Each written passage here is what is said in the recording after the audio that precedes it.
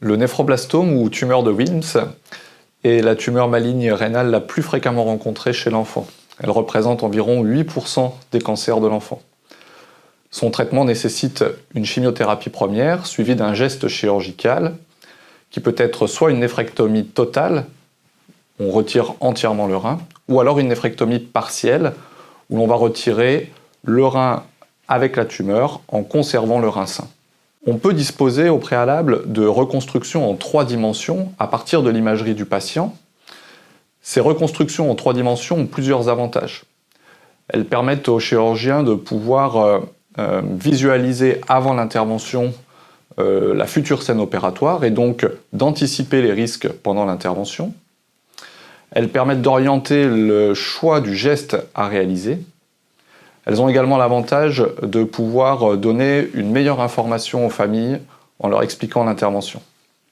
Pour pouvoir réaliser ces reconstructions en 3 dimensions, cela nécessite une phase préalable de segmentation qui consiste à délimiter dans l'imagerie du patient les différentes structures anatomiques que l'on souhaite reconstruire en 3 dimensions.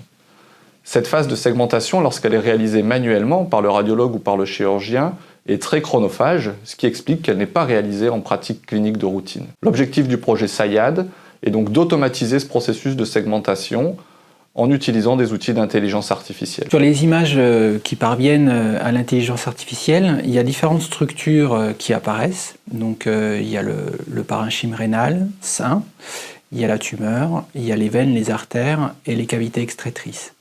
L'objectif de l'IA va consister à apprendre de quelle manière il faut détourer chacune des structures pour pouvoir le faire sur un nouveau patient.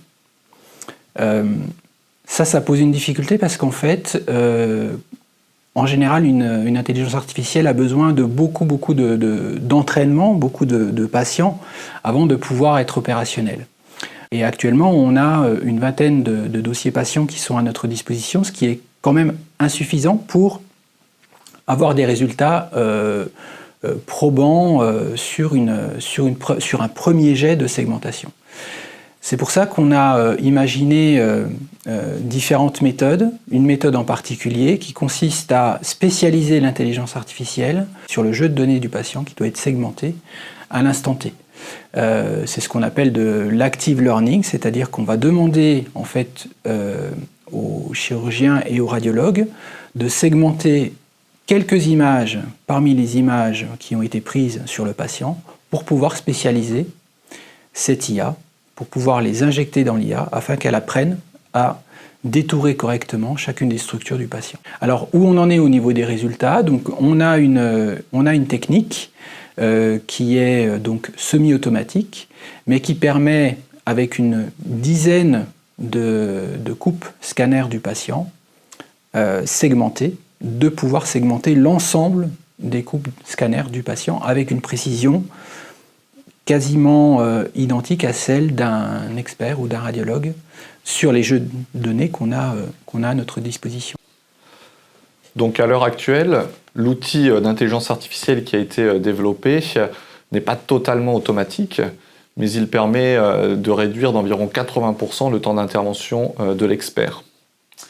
Nous travaillons également sur différentes méthodes de représentation de ces reconstructions en 3 dimensions, qu'elles soient physiques grâce à l'impression 3D, ou qu'elles soient numériques, permettant ainsi aux chirurgiens de pouvoir travailler en amont sur l'image.